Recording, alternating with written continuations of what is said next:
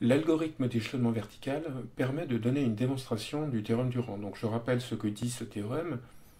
On a une application linéaire f d'un espace vectoriel E dans un espace vectoriel f. On suppose que la dimension de E est finie et vaut n. Le théorème du rang dit que la dimension de l'espace de départ, c'est la somme de la dimension du noyau de f et du rang de f, le rang de f étant défini comme la dimension de l'espace image. Tout ce qui suit va s'appuyer sur le contenu de la vidéo précédente qui donne le principe de fonctionnement de l'algorithme de l'échelonnement vertical. En particulier, la dernière partie de la vidéo. Donc, on a vu qu'on pouvait trouver, grâce à l'algorithme d'échelonnement vertical, une famille E1, E2, etc. Donc ER, puis ER plus 1, etc. En, telles que les coordonnées de f de EI est la forme suivante. Donc on va avoir une matrice échelonnée, donc qui va avoir une allure comme celle-ci, voilà, ainsi de suite, et qui va être échelonnée jusqu'à donc la Rème, enfin la colonne d'indice R. Donc notre matrice se termine ici. Donc là on a des pivots A1, A2, etc. A indice R, et puis partout au-dessus on a des coefficients qui valent 0. Alors le point très important, c'est que la famille qu'on a trouvée est une base, disons que je vais l'appeler B', de l'espace de départ.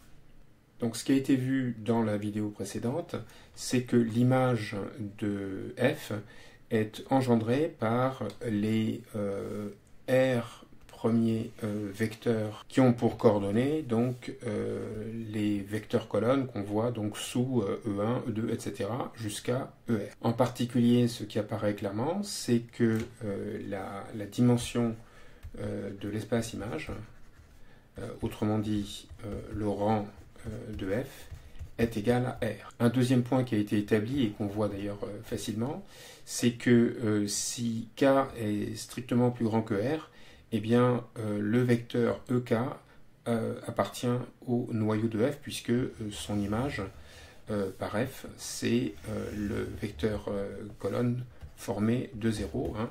Je rappelle que dans ce tableau, sous chaque vecteur EI, je lis les coordonnées dans une certaine base C de l'arrivée de l'image par f du vecteur EI en question. Donc le deuxième point qui a été établi à la vidéo précédente, c'est que le sous-espace vectoriel engendré par les n-r derniers vecteurs, donc E indice R plus 1, etc., E indice n, est inclus dans le noyau. Donc ce qu'on va faire dans ce qui suit, c'est les deux choses suivantes. C'est d'abord on va montrer qu'en fait le sous-espace vectoriel engendré par les n-r derniers vecteurs est finalement égal au noyau de f. Et dans un deuxième temps, on va en déduire la formule du rang. Donc le premier point, je veux montrer donc ce qui est acquis, c'est cette inclusion-ci, et ce que je veux prouver donc c'est l'inclusion qui est là. Donc pour ça, je vais me donner un vecteur x appartenant au noyau, et je vais profiter du fait que je connais les images des vecteurs de la base B', je connais leurs coordonnées dans la base C. Donc en fait, ce que je vais faire, c'est que je vais écrire les coordonnées de x dans la base B', c'est-à-dire la base des EI. Donc ça va me donner que x s'écrit comme une somme de xi, EI, pour i allant de 1 à n. Je vais donc calculer f de x. Par linéarité, ça fait la somme pour i allant de 1 à n des xi f de EI.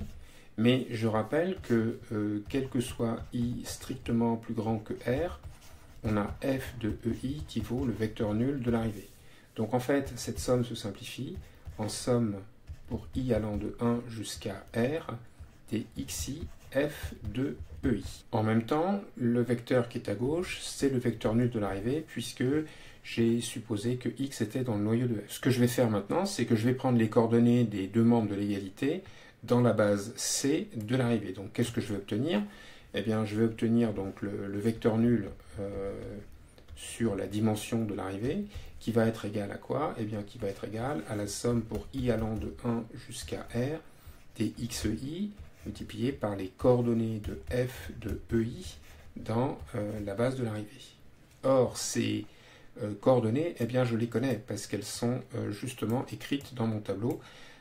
Ici, si je le vecteur ei, eh bien, je lis les coordonnées donc, de f de ei. Ici, j'ai donc mon échelonnement, j'ai des zéros au-dessus du pivot, et le pivot est différent de 0, et puis j'ai des coefficients indéterminés en dessous. Donc je vais réécrire la relation qu'on a obtenue ici, à côté du tableau, pour qu'on puisse l'interpréter. Donc voilà, j'ai réécrit donc l'égalité à côté du tableau, et je n'ai plus qu'à interpréter donc l'égalité qui est là, en lisant le tableau.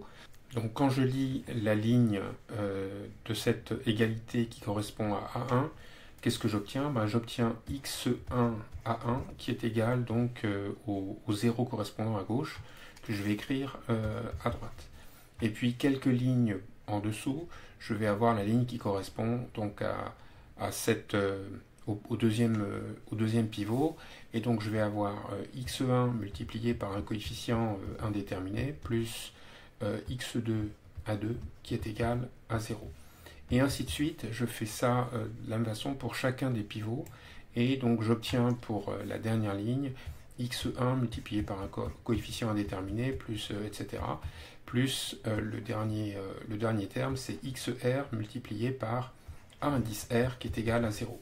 Et donc j'ai ce système, et comme les pivots sont différents de 0, bah, je déduis donc successivement. Ici, ce pivot n'est pas nul, donc j'en déduis que x1 est égal à 0. En remplaçant donc x1 ici, et en utilisant que ce pivot est différent de 0, bah, j'en déduis que x2 est égal à 0. Et si je procédais par récurrence, eh bien, j'obtiendrai donc que tous les coefficients x1, x2, etc., xr valent 0. Donc maintenant, je vais revenir au vecteur x que j'avais choisi. Il est ici, le vecteur x. Et donc, je vais utiliser que les r premières composantes sont nulles. Donc, ça veut dire que x, eh bien, donc, qui était égal à la somme des xi ei pour i allant de 1 jusqu'à n, en fait, serait écrit la somme, bah, je ne garde que les n moins r derniers termes, donc la somme pour i allant de r plus 1 à n des xi ei. Et ça, donc, par définition, ça appartient au sous-espace vectoriel engendré par E indice R plus 1, etc. En. Comme le vecteur x qui est ici était arbitrairement dans le noyau, qu'est-ce que je viens de prouver? Eh bien, je viens de prouver que le noyau de f est inclus dans le sous-espace vectoriel engendré par les n-r derniers vecteurs.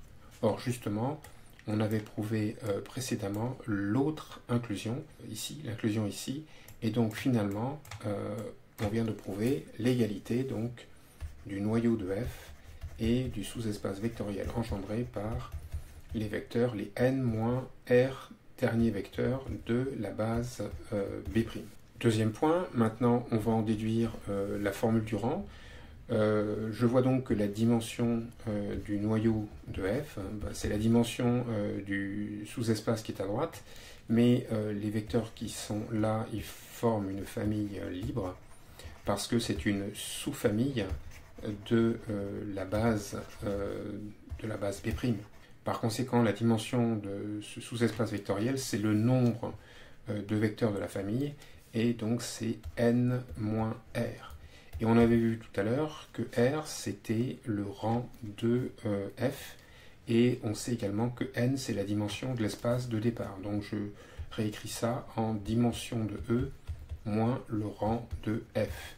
Et maintenant, si je bascule rang de F à gauche, eh ben, j'obtiens donc en réécrivant la dimension de E est égale à la dimension du noyau de F plus le rang de F.